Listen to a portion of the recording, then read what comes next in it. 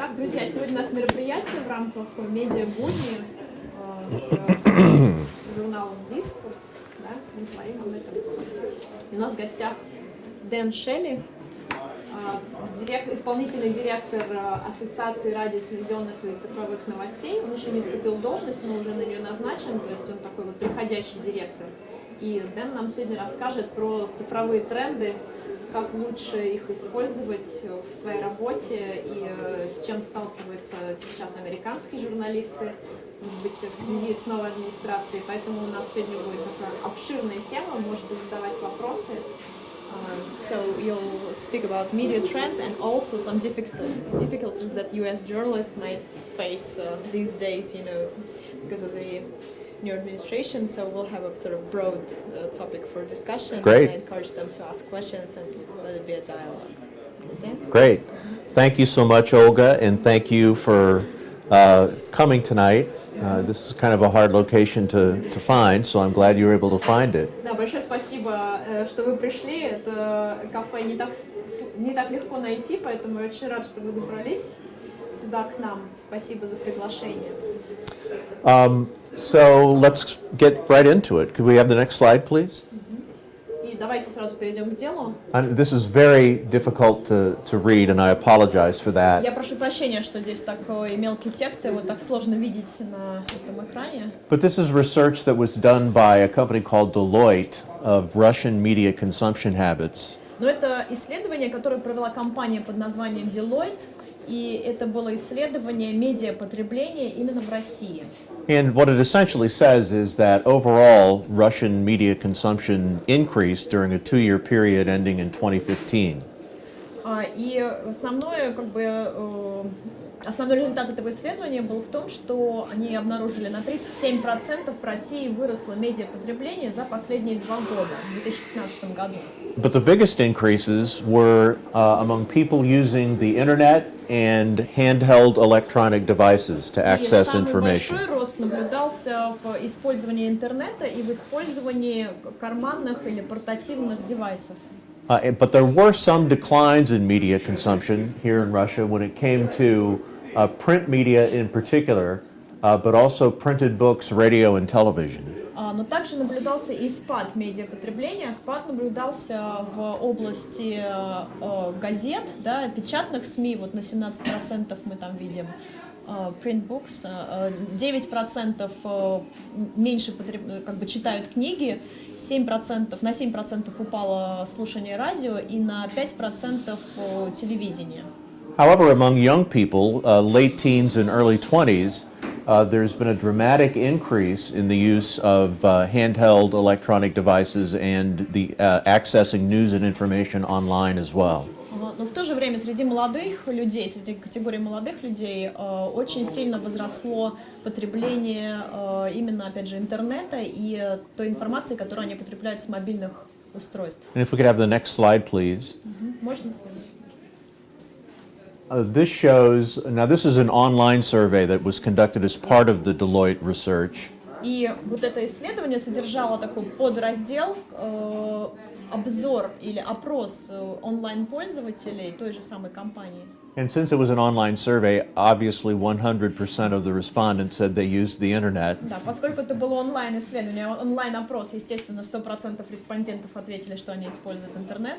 But still, you can see 94% of them also watch television. Но и тем не менее, 94% из этих опрошенных сказали, что они смотрят телевидение.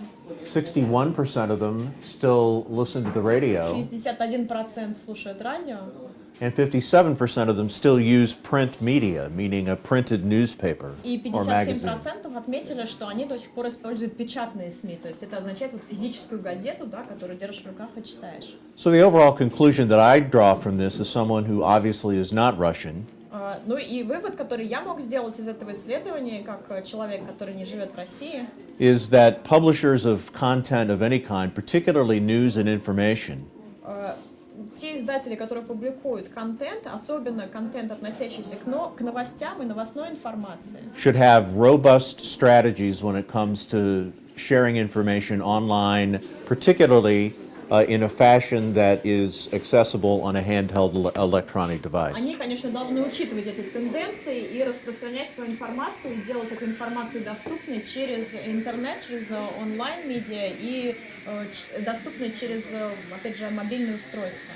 Next slide, please. So here are some digital content best practices, and I'm sorry that this is a wordy slide, but we'll go through it relatively quickly. Да, я прошу прощения, здесь слишком много текста, может быть, на слайде, но мы постараемся пробежаться по нему достаточно быстро. Это те вот основные стратегии или основные рекомендации, которые можно дать по поводу цифрового контента. These are best practices that I've used in my career and that have been very successful. Prior to working at RTDNA, I was Senior Vice President of Digital Content for iHeartMedia. И это те практики, те уроки, которые я извлек и которые хорошо сработали в течение, например, моей карьеры, до ассоциации радиотелевизионных и цифровых новостей я работал старшим вице-президентом в компании iHeart. Это такая мультимедиа-компания. So first of all, always post factual, responsible content, not fake news. Конечно, основная рекомендация — это всегда постить, всегда публиковать фактическую информацию, относиться к ней ответственно, не иметь дело с фейковыми новостями. Fake news not only is a disservice to those who consume your content, but many social networks now will actually penalize you for publishing fake news.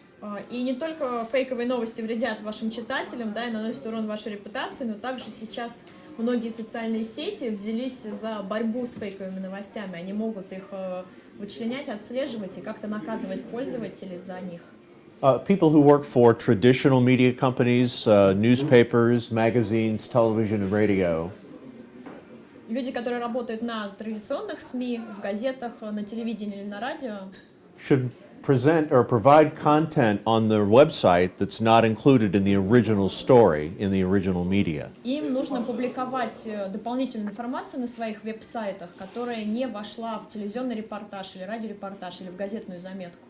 And that will encourage people to go to your website to get more information on a particular topic and will help grow the audience of your website. И это будет стимулировать людей, мотивировать людей на то, чтобы переходить на ваш веб-сайт, получать там больше информации, какую-то дополнительную информацию, соответственно, у вас будет расти посещаемость вашего веб-сайта. And those who do work for traditional platforms should use those traditional platforms to drive audience to their websites. И, конечно, те, кто работает вот на традиционных медиаплатформах, они должны использовать эти платформы для того, чтобы, опять же, привлекать людей на свой веб-сайт. In other words, you should say something like, for more information on this story or to view the documents referenced in this story, go to our website. То есть в репортаже, да, или в статье вы можете прямо сказать, что если вы хотите какие-то подчеркнуть дополнительные факты, да, прочитать какие-то, ознакомиться с документами, которые относятся к нашему репортажу, пожалуйста, пройдите на наш веб-сайт и почитайте там. Make sure each page of your website is not a dead end, that it always contains links to other relevant or similar information that exists elsewhere on your website. И всегда нужно делать так, чтобы ни одна ваша онлайн-заметка, ни одна ваша онлайн-статья не заканчивалась таким как бы тупиком, да, просто вот точкой. То есть всегда нужно в конце онлайн-статьи давать ссылки на другие страницы вашего же веб-сайта, да, либо опять же с дополнительными материалами, либо какие-то статьи на аналогичные темы и так далее. Video is the number one top engagement tool to use online, particularly original video that you yourself take. Видео, конечно, привлекает всегда гораздо больше внимания. Это такой контент номер один, особенно то видео, которое вы сняли сами. Make sure your website has a responsive design. What that means is it automatically optimizes the display for smartphones and other small devices. Если вы администрируете веб-сайт, обязательно убедитесь, что у вашего веб-сайта как бы responsive дизайн, который определяет, с какого устройства его просматривает и автоматически подстраивается. Speaking of video, as I was a moment ago, make sure that you have the rights to all the legal rights to use all of the video, the images, and all other materials that you post on your site. И, конечно, когда мы говорим о видео, всегда нужно быть уверенным, что у вас есть права на показ этого видео или на фотографии. In the United States, there is a massive trend presently where people who see their photos on other people's websites will sue them in court, and many times the website that has used that image without prior authorization has had to pay a tremendous amount of money to the owner of the photograph. В Соединенных Штатах сейчас распространена практика, что если автор фото или видео вдруг видит несанкционированное использование своего продукта, да, они могут подать в суд и выиграть достаточно большие деньги за вот это перепощивание без авторизации.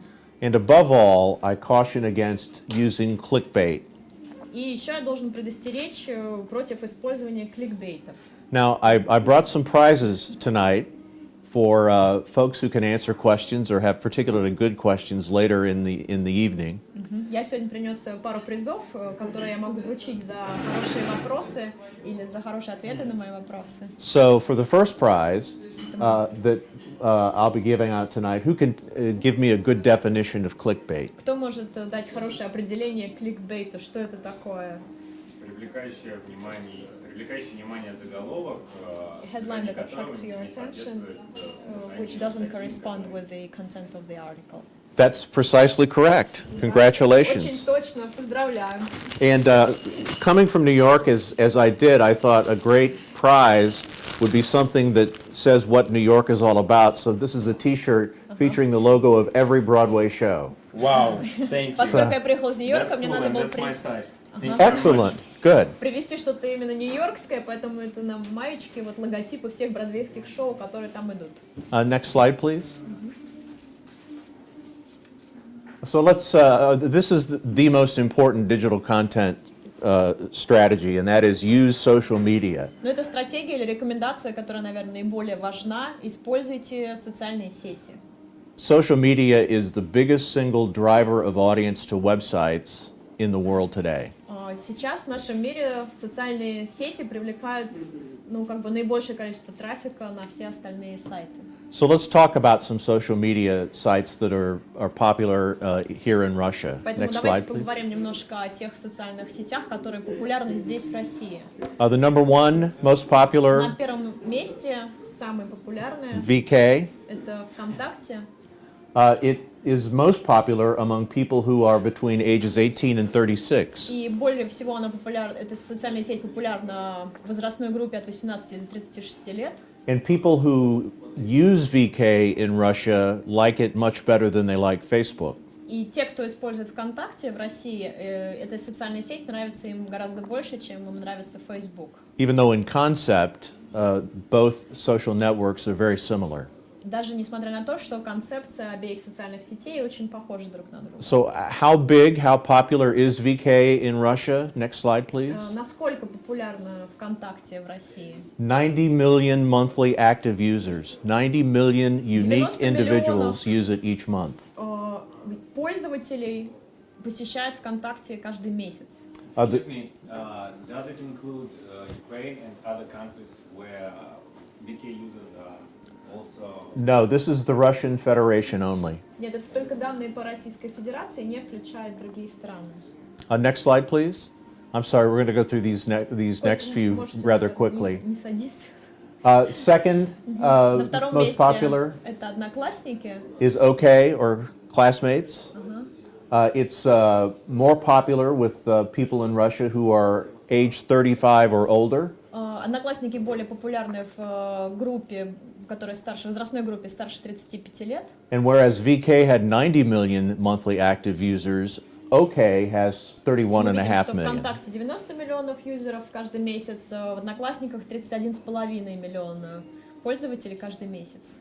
And by the way, the biggest users of OK are women over the age of 35. 69% of all OK users are women. И 69% всех пользователей Одноклассников женщины, то есть большая часть пользователей женщины. Next, please. Then comes Facebook. It's the third most popular social network, even though it's the world's largest social network. На третьем месте это Facebook, несмотря на то, что в мире это социальная сеть номер один. Even though it's in third place in Russia, it still has 21 million monthly active users. И хотя они только на третьем месте, тем не менее 21 миллион ежемесячных пользователей они имеют. Next, please.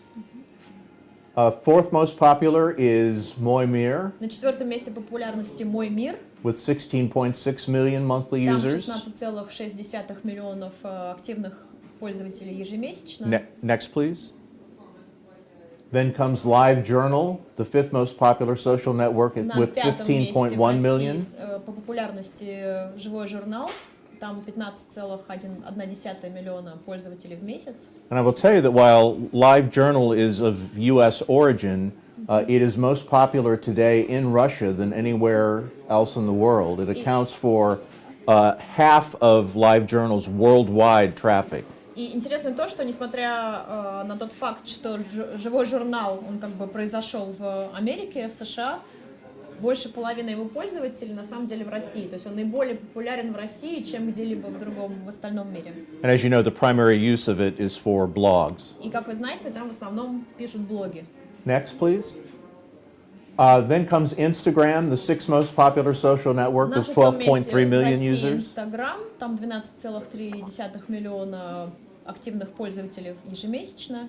But it's very important to note that in Russia, 77% of those 12.3 million people who use it here are younger Но females. что важно знать, то, что в Инстаграме 77% пользователей — это молодые женщины, молодые девушки.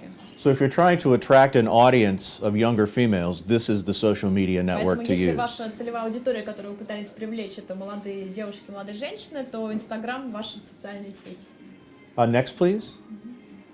Then comes Twitter. It's the seventh most popular social network at 7.7 million monthly users. Дальше идет Твиттер, там 7,7 миллионов ежемесячно активных юзеров, активных пользователей. But those 7.7 million monthly users in Russia really like and use Twitter. I mean, they are more active on Twitter in Russia than users of other social network are active on their social network of preference. Что интересно, те люди, которые используют Twitter, несмотря на то, что их меньше, да, они на самом деле его очень активно используют. То есть те, кто пользуется Твиттером, они гораздо больше и чаще им пользуются, чем пользователи любой другой социальной сети. Next slide, please. So let's talk about some social media best practices. Earlier I spoke about general digital content strategy. This is social media specific best practice. Если мы говорим о рекомендациях и о тех практиках, которые лучше всего работают в социальных сетях, это как бы параллельно тому, что мы говорили о цифровом мире, цифровом контенте в целом. And some of these are the same. И некоторые рекомендации повторяют друг друга. Such as always post factual, responsible content. Don't fall into the clickbait trap. Make sure you have the rights to all images, videos, and music you post. И опять же те же самые советы, что не используйте фейковые новости, не распространяйте фейковые новости, только публикуйте фактическую и такую серьезную ответственную информацию, не поддавайтесь ловушке кликбейтов, и то видео, которое вы размещаете, нужно иметь на него права. I should note that I did not discuss a moment ago YouTube or RooTube. They are very widely used as well. Я должна отметить, что когда мы говорили сейчас только что о социальных сетях, я не упомянул YouTube и RooTube, которые тоже очень широко используются.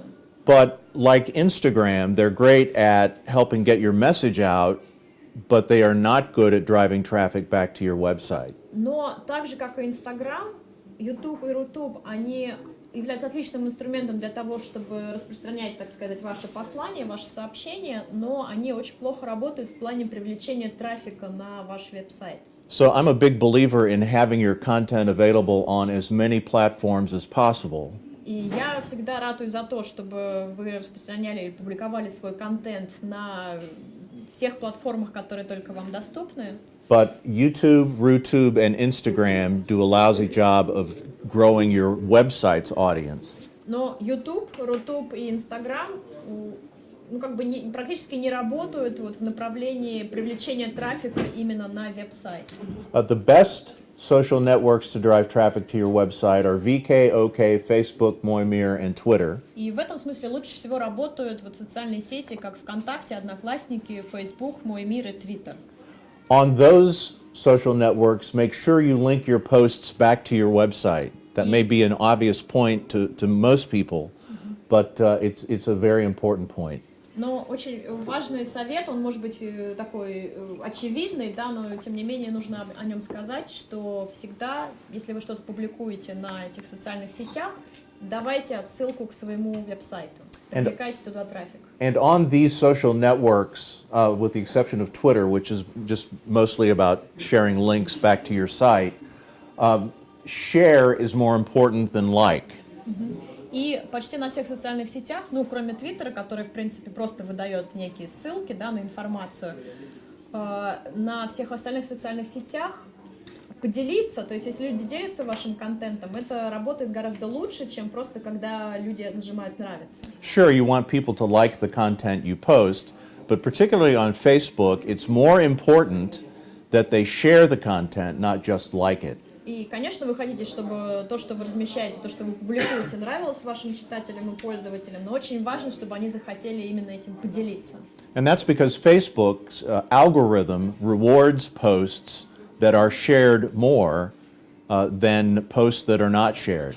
И это еще потому, что, например, Facebook в своем алгоритме имеет такую функцию, те посты, которыми чаще делятся, они как бы продвигаются самим Фейсбуком в том числе.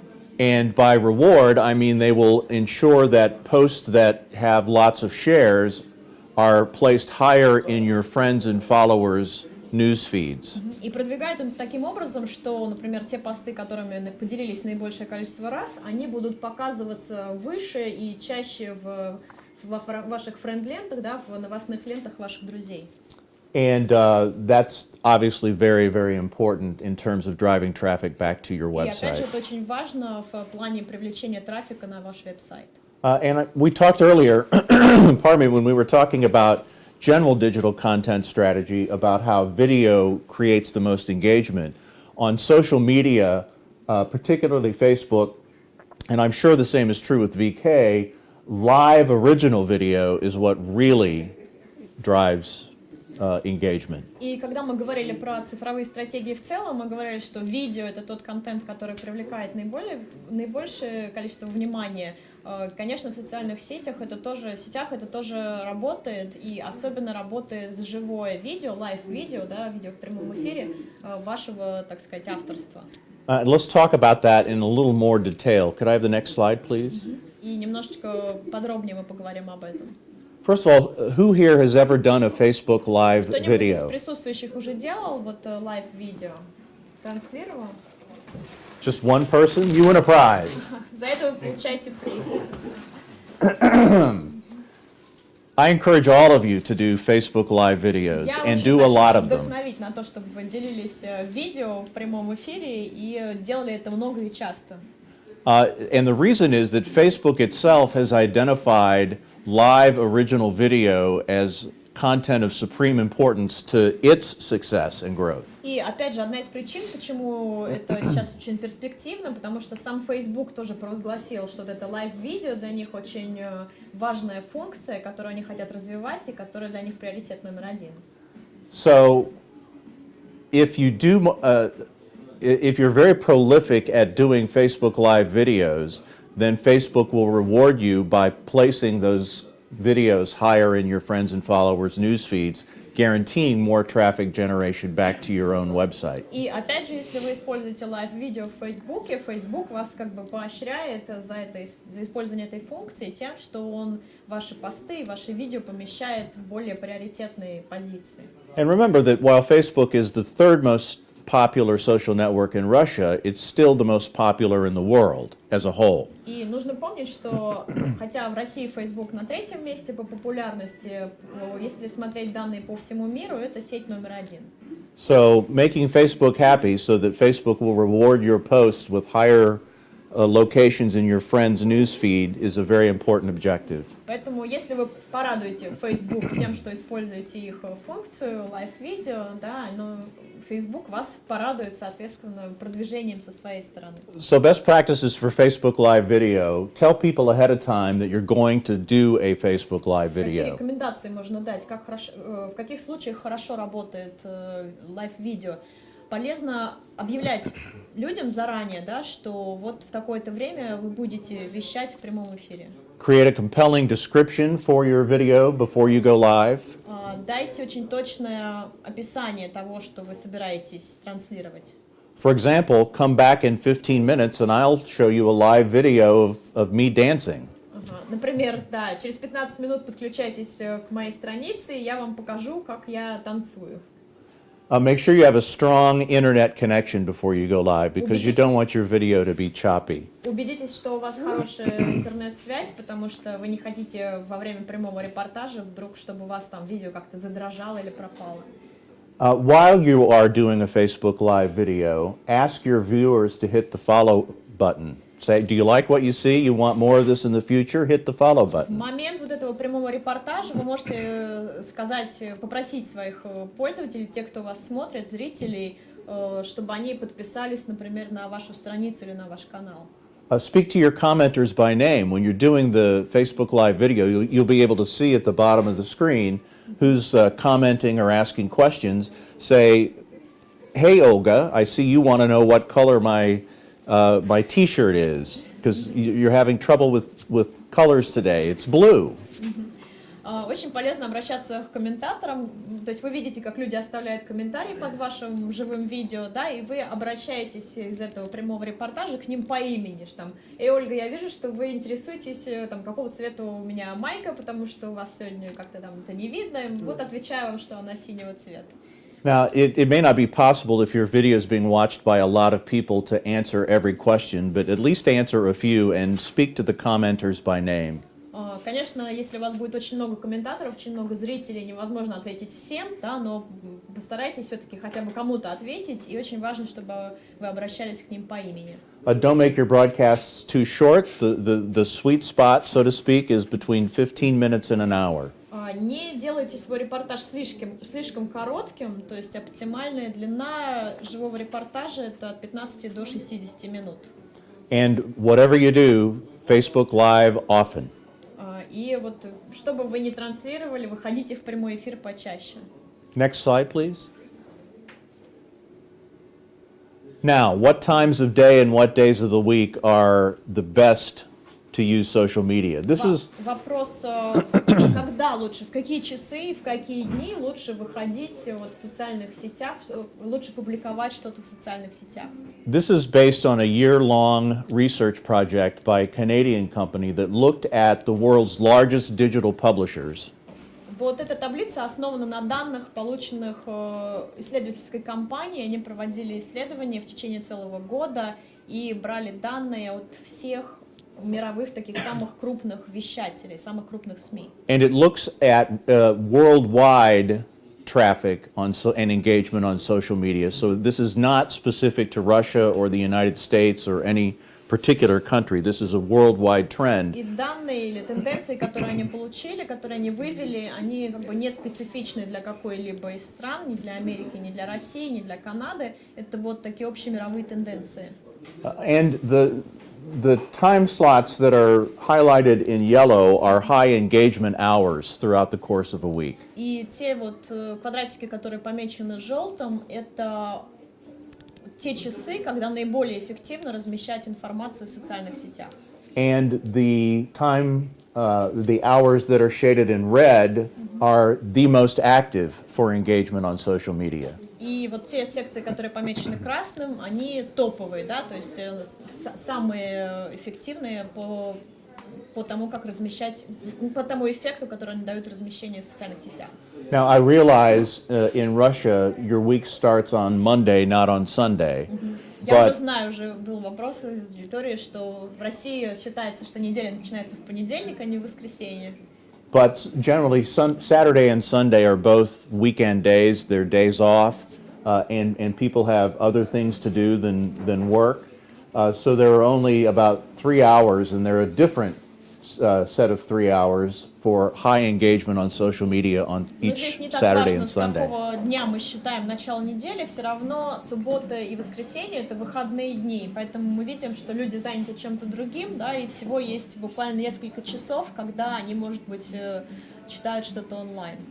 And if you really want a lot of engagement, I suggest that you post your most important content on Wednesdays between 6 and 10 p.m. and on Friday mornings at 10 to 9. 9 to 10. 9, yeah. Right. Если вы хотите вот достичь наибольшей эффективности, я советую воспользоваться этими красными секторами и размещать информацию либо в среду вечером от 6 до 10 вечера, либо в пятницу утром, там вот один есть топовый час с 9 до 10 утра. Next slide, please. Thank you. I'm happy to answer any questions. I hope to get a lot of them. Да, спасибо. Я надеюсь, что у вас будет много вопросов, на которые мы можем ответить. Yes. Did you study something about Telegram, which is actually more than a messenger, which is used as a blogging platform? Yep. Да, вопрос, скажите сами по-русски. Вы как-то исследовал Telegram, который используется не только как мессенджер, но и для блогов и для многого остального. I did not reference Telegram, obviously, and that's come up in one of the other presentations that I've made here in Russia this week. I would tell you that if it works for you and it drives engagement and it drives traffic to your website, use it in a prolific way. Да, я не упомянул Telegram, но интересно, что уже вопрос про Telegram был на одной из презентаций вот в этот приезд.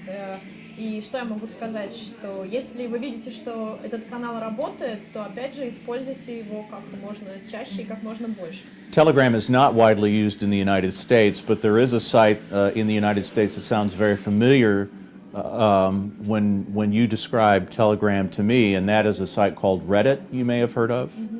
В Соединенных Штатах Telegram не так часто используется, но у нас есть нечто аналогичное, вот по тому, как вы описываете работу Telegram. В Америке есть аналогичная сеть, называется Reddit. Слышали об этом? Конечно, слышал, но она не имеет Ничего вообще не похоже, то есть совсем It's not similar. It's not similar? Okay. Well, I stand corrected. Thank you. Спасибо, тогда что поправили. Did you have a question, or was he saying the same thing?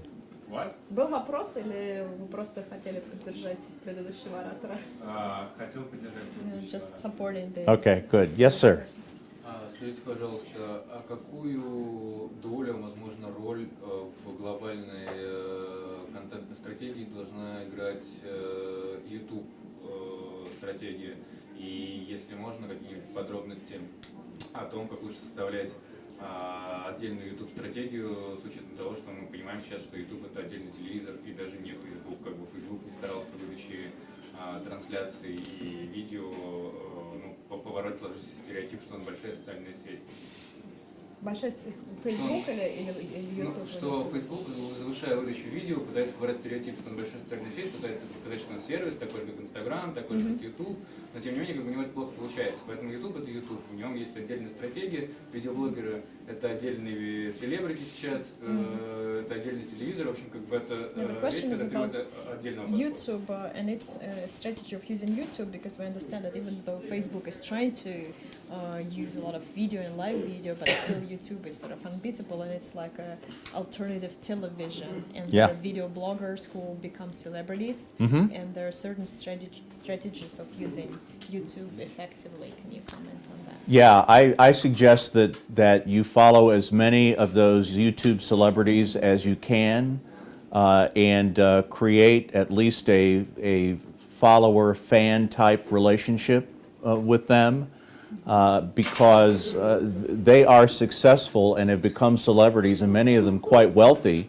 on YouTube, precisely because they know what works. And I would watch them a lot, and I would follow their practices and the things that they do, in hopes that you too someday can become a YouTube celebrity. Ну, одной из стратегий использования YouTube и как бы достигания там эффективности может быть вот как раз задруживание и подписка на известных видеоблогеров, да, чтобы с ними установить такие отношения, ну, как это сказать, как между там, фанатом, да, и селебрити, и наблюдать их тактики, наблюдать их практики, чтобы тоже их, может быть, перенимать и становиться, в свою очередь, известным видеоблогером.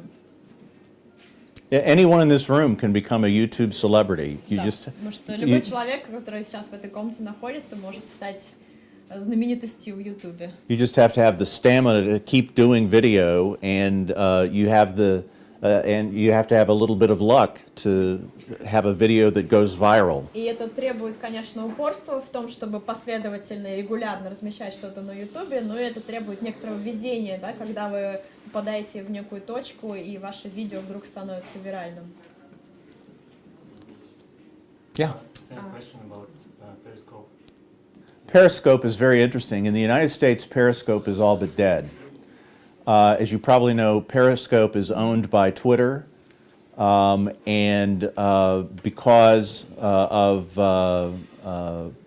Facebook Live, essentially, Facebook Live has, for all intents and purposes, killed Periscope. I mean, it's still in use, and there are other live video social networks as well. But Facebook Live has overtaken Periscope as the most popular, at least in the United States. Интересный вопрос про Перископ. Ну, по крайней мере, в Соединенных Штатах Перископ практически умер.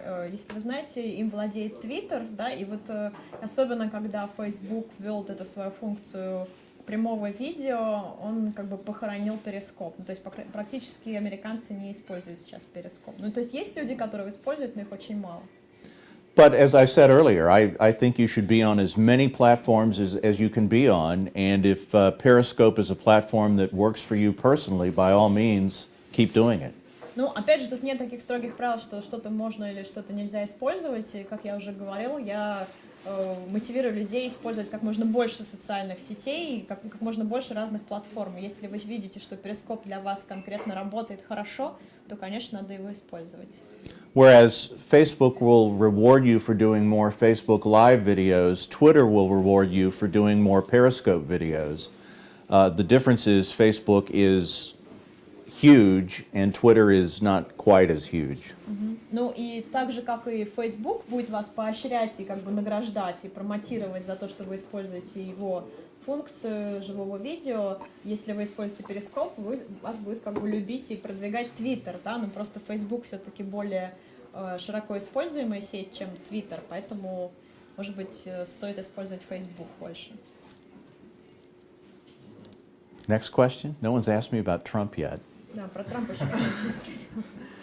Okay, you have spoke about social media and usage of them into getting more traffic on your site, but you never spoke on other ways of getting traffic. And I want to ask you about how can you use search engine optimization, specifically on media sites, to attract traffic.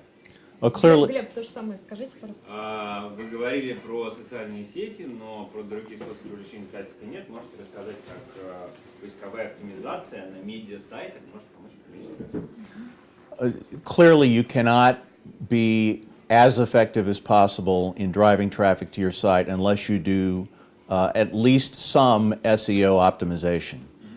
Да, ну, конечно, нельзя достичь максимальной эффективности, если не использовать SEO, да, совсем. And that it's really not rocket science, though a lot of people think it's a very difficult thing to do, SEO. И многим людям кажется, что это очень какая-то сложная, запутанная наука. На самом деле там довольно простые какие-то вещи работают. Just make sure you tag your content with common words that are likely to be used in search engines when people are searching about a particular topic, about the topic of your content. Когда вы размещаете некую информацию, ставьте теги со словами, которые, как вы думаете, люди могут использовать во время поиска, да, то есть какие-то простые слова, которые чаще всего фигурируют в поиске. And here that evil clickbait comes into play as well, because for the best search engine optimization, you want simple declarative headlines that accurately describe precisely what the content is. Can you say that again? Sure. This is another great reason to avoid clickbait because the best practice for search engine optimization is to have a simple, descriptive headline of what the content is so that it's more likely to show up in search engines. The search engines, Google in particular, they have what are called spiders that crawl through your site and make sure that the content matches the headline, for example, and they reward you with higher placement in Google search results for being effective at using simple declarative So if headlines. you have a clickbait, they will figure it out and they will... If you have clickbait, these little spiders that crawl through your site, these electronic, or they're not even electronic, these digital spiders that crawl through your site to make sure that they're optimized for search engines. Это один еще из аргументов, почему плохо использовать кликбейты, да, потому что есть механизмы, как, не знаю, по-русски есть, эти паучки, да? Не краулер, спайдер, ну как бы пауки фактически, да, которые даже не электронные, а цифровые, которые могут сами исследовать контент вашего веб-сайта и смотреть, совпадают ли ваши там, совпадают ли теги или описание вашего там видео или содержания поста с теми там, тегами или с теми заголовками, которые вы дали. Если это совпадает, то есть заголовки отражают содержание материала, тогда как бы Google, например, продвигает эти посты в своей иерархии, а если не совпадает, если пользователь использует кликбейты, то, соответственно, наоборот, понижается в приоритете. Yeah, if Google detects clickbait on your site, not just that piece of content, but your site in general will begin to drop in search engine rankings. И если Google видит, ну или обнаруживает, да, что вы используете кликбейты, и не только в каком-то конкретном материале, а вообще на сайте в целом, он тогда этот сайт понижает в своем поисковике в иерархии, которая выводится по поиску, ставит на более низшие позиции. Now there was a time not that long ago when clickbait was a good thing because, you know, people would be enticed to click and you would generate more traffic that way. However, Google caught on, Google, Facebook, and others, and now it's a very bad thing to use for that reason. И на самом деле кликбейты совсем еще недавно, они были эффективной стратегией, потому что если вы привлекаете внимание заголовком, да, и люди хотят кликнуть и посмотреть материал, это, соответственно, приводит больше трафика. Но поскольку сейчас Google и Facebook и другие крупные компании, они как бы, ну, так сказать, обнаружили эту тенденцию и стали с ней бороться, сейчас, получается, использование кликбейтов невыгодно и неэффективно. I don't know about Russia, but in the United States there are several SEO consultants who will charge you huge amounts of money to make sure that your website is ranked higher in search engine results. И сейчас, я не знаю, как в России, но в Соединенных Штатах есть очень дорогие консультанты SEO, которые берут много денег просто для того, чтобы сказать, как продвигать в поисковиках ваш сайт. If you want to use one of these consultants, and I hope there are none in the room, in my personal opinion, you're wasting your money. Я надеюсь, что среди нас нет таких гуру SEO, потому что мне кажется, что это потеря денег, ну, как бы плата за такие консультации. By tagging your content with words that are likely to show up in search engines, and by using very descriptive headlines of what the content is about, that in and of itself will improve your search engine Потому что на results. самом деле стратегия продвижения тут очень простая. Нужно ставить теги, метки, используя какие-то очень простые описательные слова, которые соответствуют вашему материалу и которые, скорее всего, люди будут использовать в поисковике. Да? И делая описание, опять же, которое очень точно отражает содержание вашего поста или вашей заметки. Let's go ahead. Дэн, вы говорили про соцсети, показывали статистику. Мне было очень интересно узнать, какие соцсети больше вовлекают людей в плане клика на ссылки. То есть если на какой-то еще веб-сайт, да? Да, то есть есть статистика, возможно, такая есть, по тому, сколько постов показывает человеку, и как часто человек кликает на эти посты в разных соцсетях, и также интересно было бы по возрасту. So you showed Больше some на самом деле statistics дело about большой людей или different social media, and do you have any statistics on how often people, depending on the social network, in which social network people tend to click more often to a link on a website, or maybe there are age groups, like, these people tend to click more, or this social network is more effective in this Right. Generally speaking, and I'm speaking in U.S. terms here, so it may be slightly different in Russia. But in terms of linking back to your website to drive traffic to your website, the knock on Facebook in the United States is that it's not where all the cool kids are anymore. Not on Facebook? Not on Facebook. But that's wrong. They are on Facebook because it's so big they feel as if they have to be on Facebook to stay in touch at least with their family, if not their friends. They, you mean who? The users. Just the users? The younger users. Ну, я буду говорить в каких-то общих терминах, и, конечно, я говорю больше в американской практике, потому что у меня нет данных там более конкретных по России, но в Штатах, например, если одно время считалось, что Facebook немножко увядает, и люди уже не идут в Facebook, на самом деле нет, они идут, потому что они хотят сохранять связь там, с своими родственниками, друзьями и так далее, поддерживать связь. If you're a journalist, you want to use Twitter quite a lot because a lot of people get their news from Twitter. Если вы журналист, то вы хотите присутствовать в Твиттере, потому что все-таки многие люди черпают информацию из Твиттера. You also want to be on Facebook because it is the largest social network. Но, опять же, полезно присутствовать и в Фейсбуке, потому что это просто самая распространенная, самая крупная социальная сеть. Also in the United States, and this is a site I know that you're not able to access for reasons I don't understand. I understand, but they make no sense to me. Да, есть is LinkedIn. веб-сайт, который широко используют американцы, который я знаю, здесь нельзя на него зайти. Ну, то есть я понимаю, что на него нельзя зайти, не очень понимаю почему, но это LinkedIn.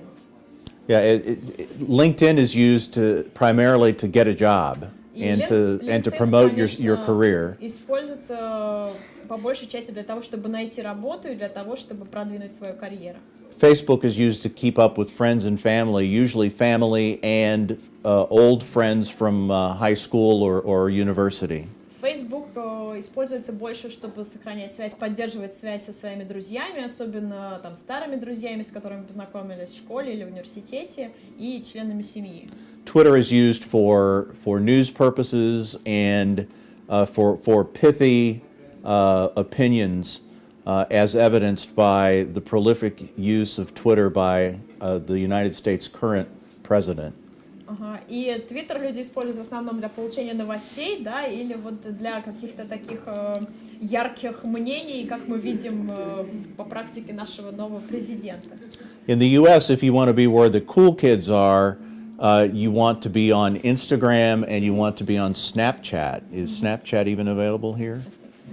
Yes. Да, и в Соединенных Штатах сейчас, если вы хотите быть таким крутым, да, то полезно использовать Instagram и Snapchat. У нас используется Snapchat? Но он есть, им никто не пользуется. Yeah. It exists, but it's not popular, nobody uses. Right, right. It will be someday. Возможно, скоро будет. To stay ahead of the trend, to make sure you're going where the puck is headed, not where the puck is now. I encourage you to snap. Я призываю следить за развитием Snapchat, потому что, как мы говорим в Америке, нужно предвосхищать тенденции, да, и бежать не туда, где шайба сейчас, а туда, куда она летит. Personally, the social networks that I use most are in this order: Instagram, Facebook, and Twitter. Вот мой личный опыт, какие я социальные сети предпочитаю вот в этом порядке: Instagram, Facebook и Twitter. Because that's where all the cool kids are, and even though I'm an old fart, I like to keep up with what the cool kids are doing. Да, потому что там все классные ребята, и несмотря на то, что я уже старый пердун, я все равно хочу коннектиться и быть в связи вот с молодежью, там, где все такие клевые. And Facebook I'm on a lot to keep in touch with my high school friends, my college friends, and other relatives around the world. И в Фейсбуке я, конечно, сохраняю, поддерживаю связи со своими родственниками, которые по всему миру рассыпаны, со своими друзьями, в том числе старыми друзьями. And Twitter I use a lot to communicate special short messages to people about, particularly in my current position as incoming executive director of RTDNA, information about what RTDNA is up to.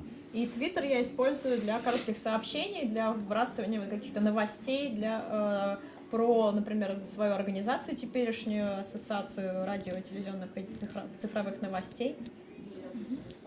Does that answer? Does that help at least? Это как-то помогает? The question was completely different. I asked her which social network we get more engagement, more conversion to our site if we share the same link into Twitter, Facebook, and so on. Oh, okay, I understand. She did. Effective clickable rate. She did ask me that, and I went off on another tangent. I apologize. Что я на самом деле перевела вроде бы правильно, просто он говорит, я сам ответил немножко на другой вопрос. You will get the most traffic back to your website on VK and on Facebook. Ну, вы, скорее всего, приведете больше трафика с ВКонтакте и из Фейсбука. Bar none. I mean, that's indisputable. И это, непобедимо, как бы даже несомненно. In America, what is more useful, Twitter or Facebook? I believe Facebook is more effective. However, you really need to use both. Вопрос, что в Америке более эффективно работает. Дэн говорит, что я думаю, что все-таки Facebook, но я убежден, что нужно использовать и то, и то. I have another question. Is this information somehow classified, or can you please email it the presentation?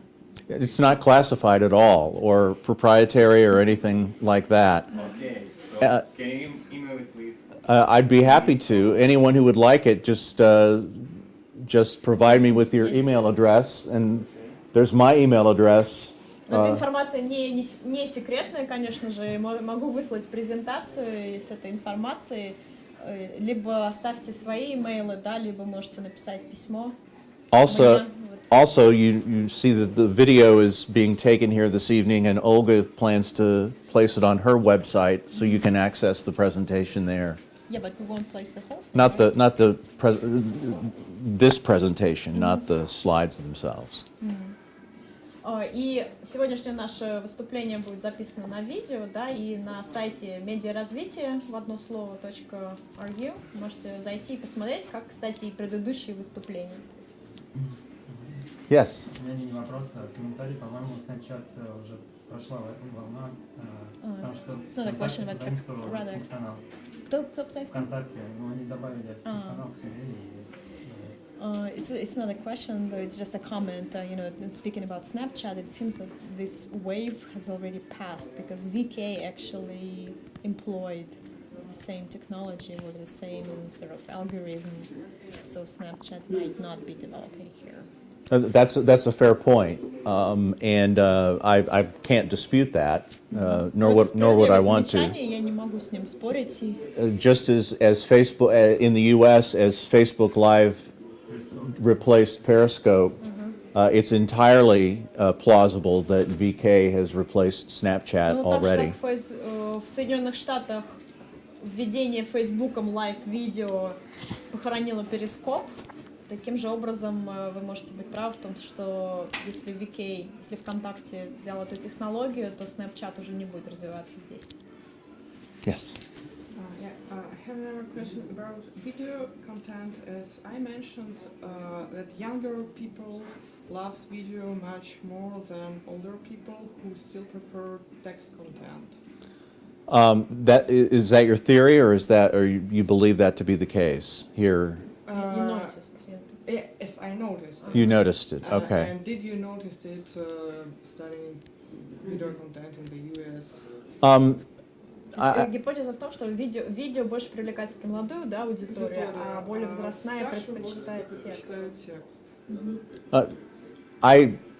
I will say that in the U.S., video is popular among all age groups. Я могу сказать, что в Соединенных Штатах видео популярно среди всех возрастных категорий. Music videos tend to be more popular among younger audiences, Музыкальные видео больше все-таки популярны среди молодой аудитории. but the cute animal videos are popular among all age groups. Но видео со смешными милыми зверюшками, оно, так сказать, достигает сердца всех возрастных категорий. My mother sends me cute cat videos and cute dog videos all the time. Да, моя мама все время мне посылает какие-нибудь видео со смешными собачками или кошечками. And some of them aren't as cute as she thinks they are. Yes. Иногда они не такие прекрасные, как хочется. The question is, today with all this flood of information, you have to make choices. You have 2,100 messages. And now it's a lot of research going on around the world, in Russia as well, in biology, psychology, and IT, on perception and how people make choices and best strategies to sell the information. Can you maybe share some latest or most interesting findings in this area? Вот, вопрос такой в том, что сейчас много информации, и людям приходится выбирать среди очень многих каких-то сообщений. И очень много по всему миру идет различных исследований, психологии, там, биологии и так далее. Вот я спросил, какие наиболее такие последние, такие интересные находки в этой области. Well, companies in the United States that are very effective at social media tend to enjoy more financial success overall.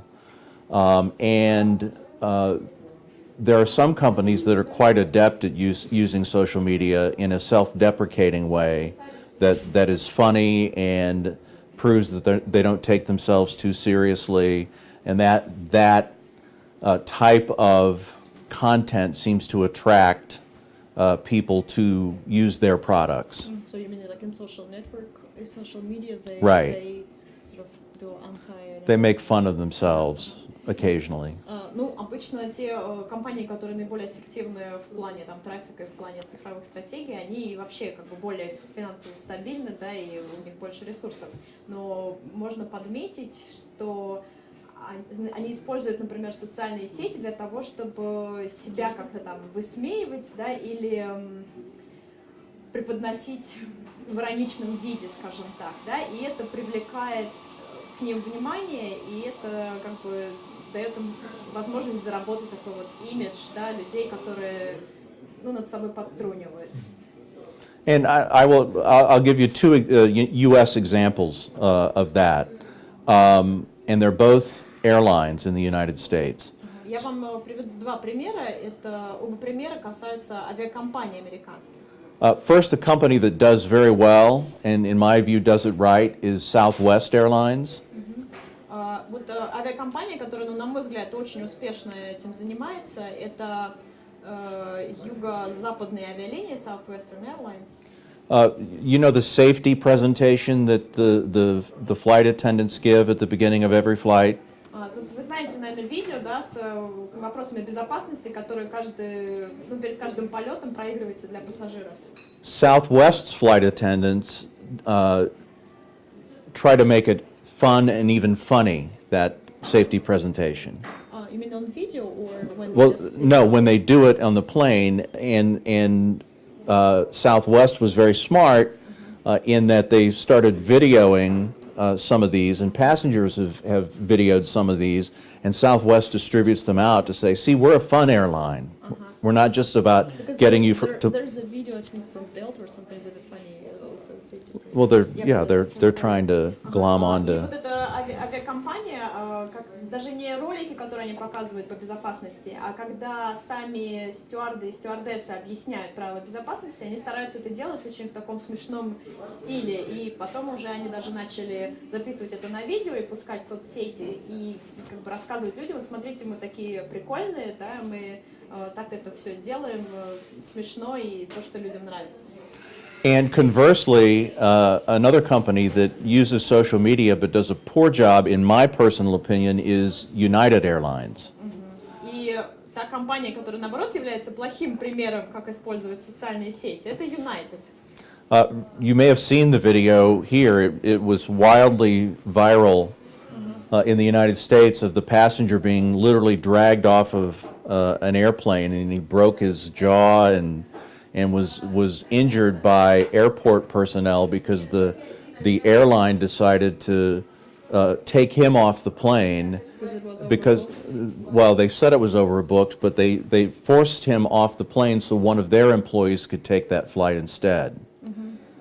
И, наверное, вы видели этот ролик, потому что он очень широко разошелся по соцсетям, когда работники United фактически волокут пассажира, да, физически его пытались вывести из самолета и таки вывели, да, и даже ему там повредили, то ли сломали челюсть, то ли что-то, какие-то травмы ему нанесли, потому что, я спросила, уточнила, потому что было, ну, как бы, распродали слишком много билетов, но это они так сказали, на самом деле, просто хотели удалить одного из пассажиров, чтобы сотрудник этой авиакомпании мог полететь этим рейсом.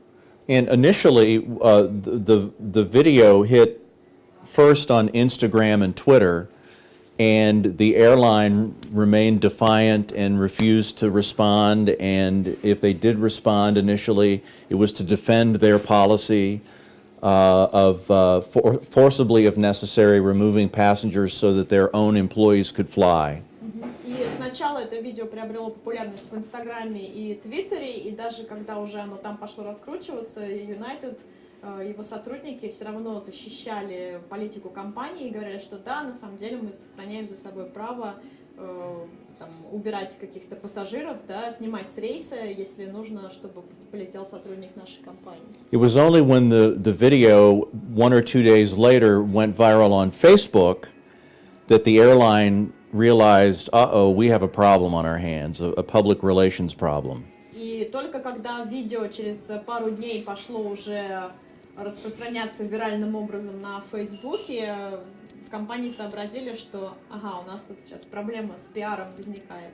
And then it suddenly changed its attitude and became much more apologetic, much more, they changed their airline's policy about removing passengers for their own employees as a direct result of the Facebook, the video going viral on Facebook, whereas when it was just on Twitter and Instagram, the airline didn't understand that they had a serious PR problem, and it was only when it got to Facebook that it finally kicked into them that they had to do something. Когда оно пошло с такой интенсивностью распространяться по Фейсбуку, это видео, уже тогда компания сменила свой тон, да, и стала просить прощения, извиняться, и даже изменила, на самом деле, свою политику вот по поводу того, что они могут снимать пассажиров с рейса, чтобы мог полететь их сотрудник.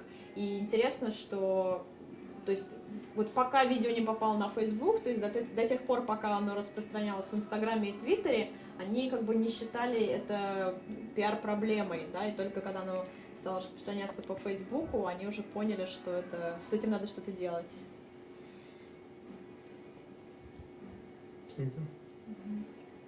Thank you. Are we done? Nobody asked me about Trump? Все? Вы про Трампа не будете спрашивать? I was in Red Square today and somebody asked me about Trump. Really? Не о Трампе, но я хотела бы спросить о ситуации с фейковыми новостями.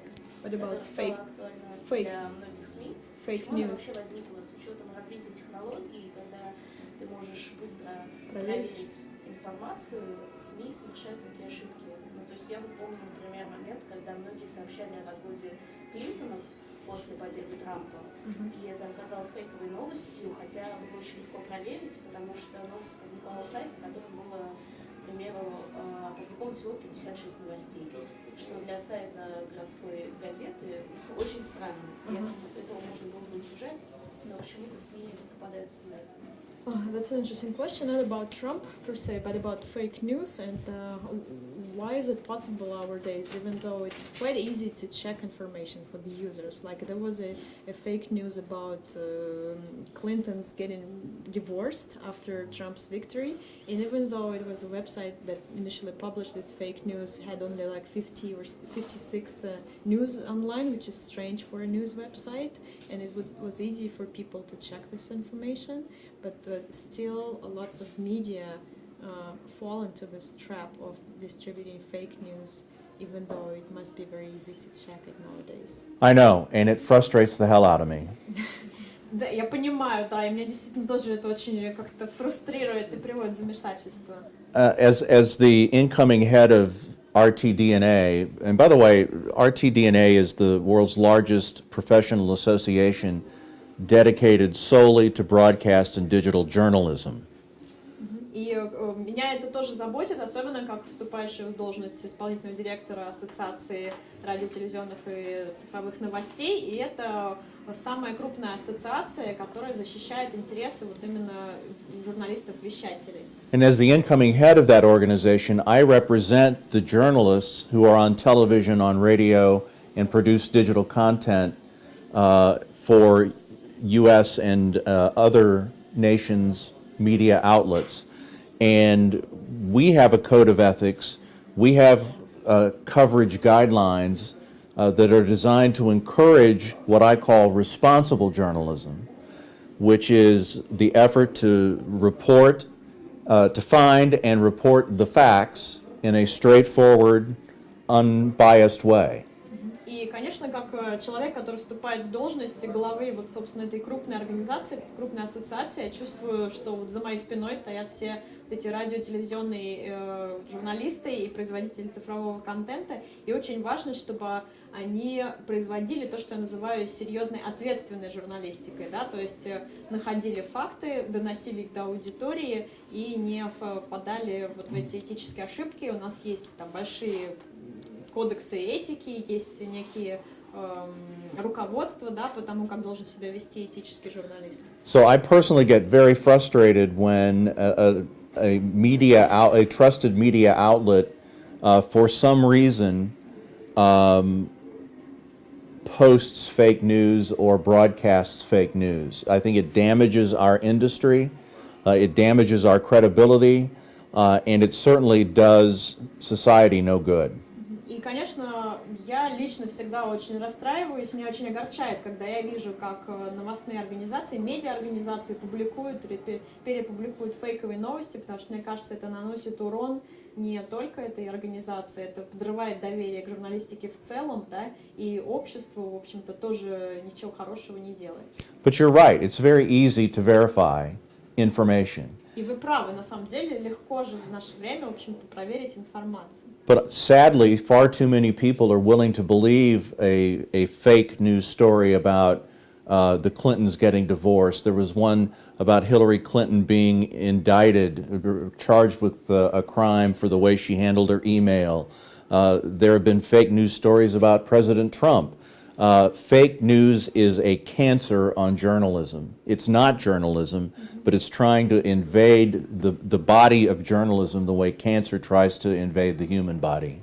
И несмотря на то, что легко проверить информацию, все равно вот фейковые новости являются каким-то очень большим соблазном и для медиа, и слишком много людей как бы хотят верить, да, в то, что распространяется в фейковых новостях. Вот были фейковые новости и по поводу, как вы сказали, развода читы Клинтон, и по поводу Хиллари Клинтон, что там нашли в ее почте там что-то неподобающее, на самом деле чего не нашли. И про Трампа были фейковые новости, и вот эти фейковые новости — это как некий вот рак, да, на тележурналистике, то есть так же, как он, ну, как бы портит, наносит вред и распространяется по здоровому организму, таким же образом пагубно действуют и фейковые новости для журналистики.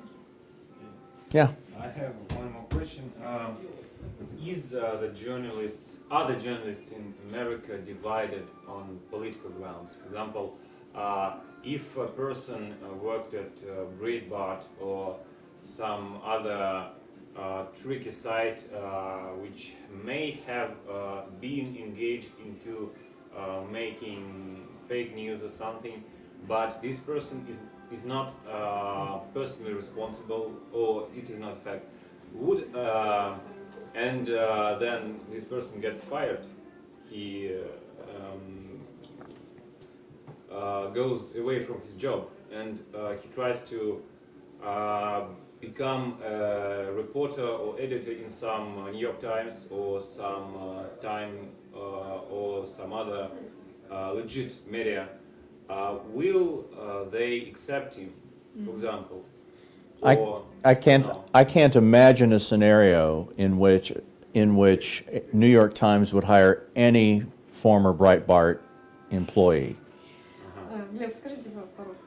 Вопрос заключался в том, насколько журналисты в Америке разделены по политическим принципам, и возможно такая ситуация, когда профессионалы, значит, вольного с сайта Breitbart, который имеет правую ориентацию, возьмут на работу в New York Times.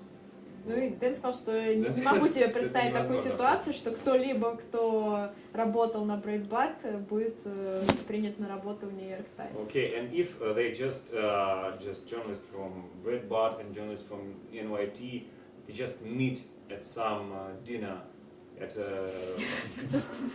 would they beat the shit out of each other? No, they probably wouldn't come to blows, but I would say that the New York Times journalist would certainly look down his or her nose at the Breitbart person and think they are somehow less of a journalist than they are. Ну, до мордобоя, скорее всего, дело не дойдет, если они встретятся на каком-то общем мероприятии, но я думаю, что журналист из New York Times, он будет как бы свысока смотреть на журналиста Breitbart, потому что думает, что ну вот я-то журналист, а это такой недожурналист.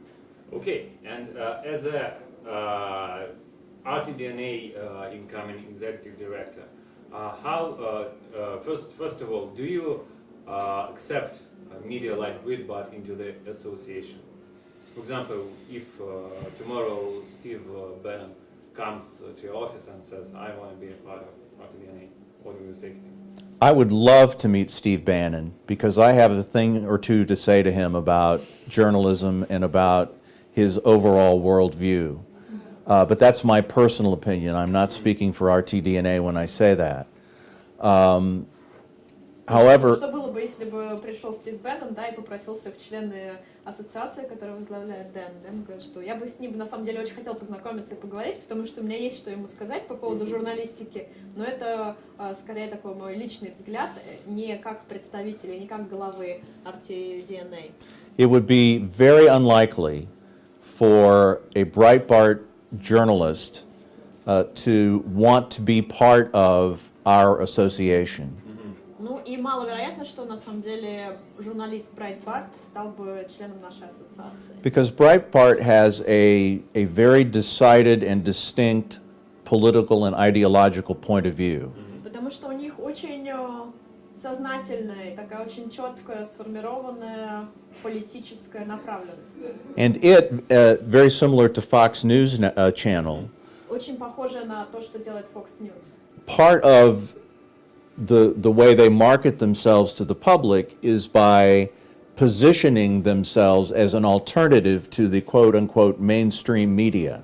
И, собственно, их позиционирование самих себя, да, то, как они себя представляют публике, это называть себя таким альтернативным, в кавычках, альтернативной медиаорганизацией или медиаисточником к мейнстримовским СМИ.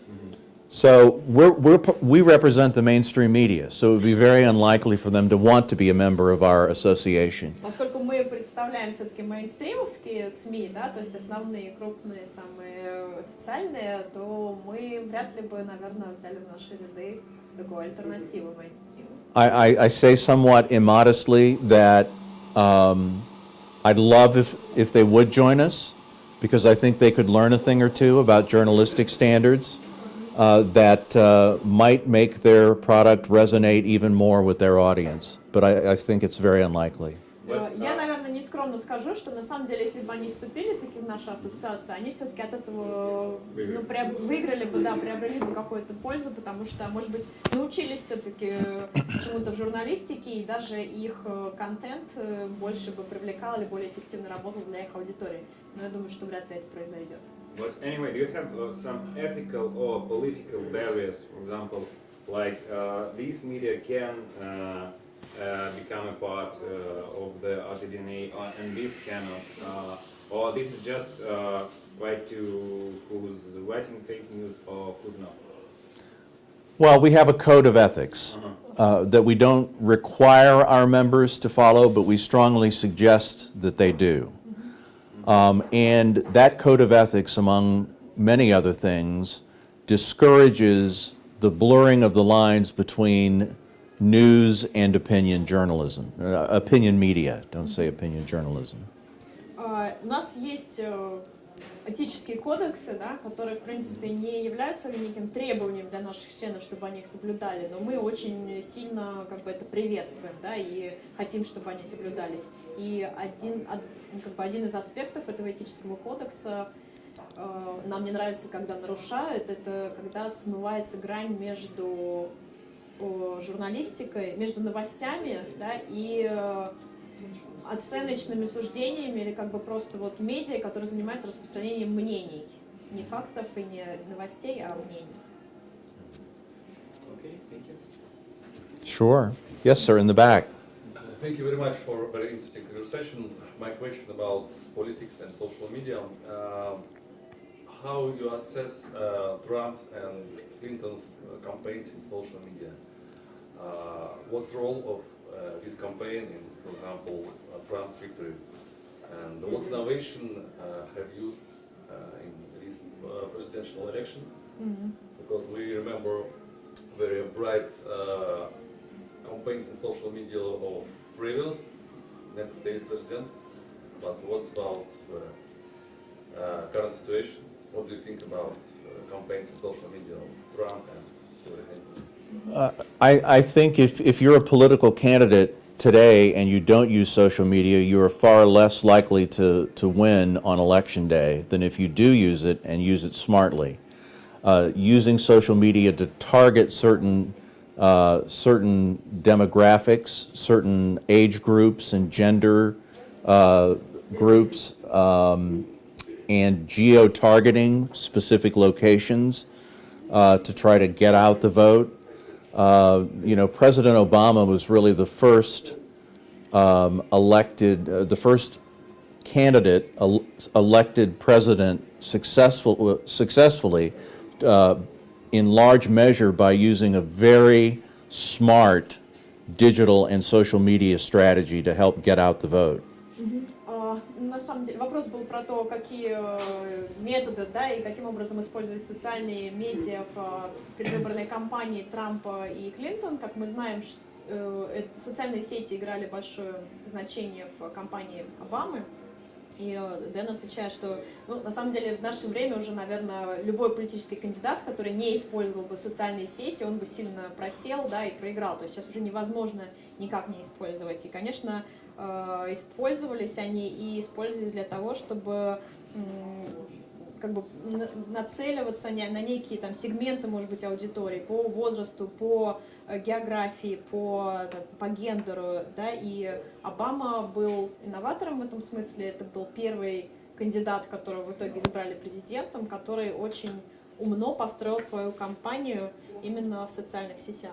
In social media, particularly Twitter, helped then candidate Trump in a very significant way because his personal use of Twitter helped to position him to the public as an outsider, not a lifelong politician who would do things the way they've always been done. And that resonated with enough people on election day that he was able to narrowly win victory over Hillary Clinton. Интересно, что в кампании Трампа, и он использовал Твиттер, конечно, очень широко, это его позиционировало как некого аутсайдера, да, от политики. То есть он вел себя не как там, политики с большим стажем и карьерой именно в политической сфере, да, а как некий вот такой человек, который пришел откуда-то извне. И это нашло отклик в достаточном как бы сегменте населения, да, что ему позволило в итоге с небольшим перевесом, да, но выиграть. And social media hurt Hillary Clinton significantly because there were so many people who were sharing fake news posts about her. And I think at the time I thought, oh, people are smarter than to hold that against Hillary. Obviously, that's fake. In retrospect, however, I think it did her considerable damage and helped prevent her from getting into the White House. Хиллари, получается, наоборот, навредила распространение информации в социальных сетях, потому что очень многие люди делились вот как раз фейковыми новостями, касающихся ее. И если я сначала думал, что нет, ну как бы всем понятно, что это фейковые новости, люди разберутся, да, и понятно, что это там неправда, но мы видим, что все-таки это сработало, и такие не все разберутся, да, и не все понимают, там, что это фейковые новости, и это нанесло ей существенный урон, то есть вплоть до того, что она не выиграла выборы. Thank you for that great question. Да, спасибо за отличный вопрос. Yes? Еще один вопрос. Вот, насколько я помню, словом прошлого года стало слово «постправда». As far as I remember, the last year's word was post-truth. I'm sorry? Post-truth was the word of the year. Yes. Last year. Когда публичная личность говорит Correct. заведомо ложную информацию. When some public И как figures вообще- tell some Мне интересно, как возникла эта fake ситуация, и information. как журналистам в ней сейчас, как с ней работать, потому что это поразительная ситуация, когда публичная личность может себе позволить соврать, потом выясняется правда, он говорит, ну ничего страшного. Yeah, and it's a sort of amazing situation when a public figure allow themselves to publicly lie and then just say, oh, I was mistaken or whatever, you know, and here's the truth, or somehow excuse themselves. And I'm interested in how journalists, I mean, how the situation occurred and how journalists deal with this situation now. Well, everything you said, I agree with. Да, все, что вы говорите, я с этим полностью согласен. But let me answer in a slightly different way. Но разрешите мне дать ответ немного под другим углом. And that is worse than knowingly telling falsehoods as a public official. И дело на самом деле даже хуже, чем просто говорить заведомую ложь, будучи каким-то официальным лицом или публичной фигурой. Is using your position as a public official and public figure to demonize certain segments of the population. Это фактически использование вашего положения, служебного положения, да, или позиции, или должности для того, чтобы демонизировать некий сегмент населения. And I'm referring specifically to journalists. Journalists in the United States today are in the most danger we have ever been in. И я говорю вот конкретно даже о журналистах, потому что журналисты сейчас в Соединенных Штатах находятся в такой опасности, в которой они до этого никогда не были. And I can't and won't say that President Trump is personally responsible for that. И я не могу всю ответственность возлагать лично и конкретно на Трампа. But when the President of the United States and other public leaders and public figures who support him call reporters the enemy of the people and label responsible pieces of journalism that they just don't happen to like as fake news, it gives permission for those who support them to act out in a harsher way against all journalists. И когда президент страны, да, и поддерживающие его политики, тоже известные люди, говорят о журналистах такое, что как бы навешивают ярлык на серьезную журналистику, что это фейковые новости, просто потому что им эти новости или репортажи не понравились, да, называют журналистов буквально врагами народа, да, enemy of the people. И это, конечно, дает некое послание, да, некое разрешение другой части там, населения, что это нормально, да, и там злиться на журналистов, или, может быть, им как-то препятствовать, или, может быть, их даже как-то притеснять, бить и так далее. So I got my Trump stuff in anyway. Хорошо, спросили про Трампа, далее поговорить про Трампа. Thank you guys very much. Special thanks to the library for Спасибо большое, спасибо нашим организаторам сегодня. and to the coffee shop Да, here. и этому кафе, которое нас сегодня приютило. Спасибо. And it's been my honor to have this conversation with you, and I hope you learned something. I know I learned some things today, like Reddit and Telegram are nothing alike. Научился, может быть, я не знаю, надеюсь, вы тоже, может быть, сегодня что-то новое узнали, чему-то научились. Я точно научился новому. Спасибо, да, вот научился, что Telegram и Reddit ничем не похожи друг на друга. And she gets a prize for schooling me. Да, поэтому наша зрительница получает приз за то, что она меня чему-то научила. Thank you all very much. Большое спасибо всем. Have a pleasant holiday My name weekend. is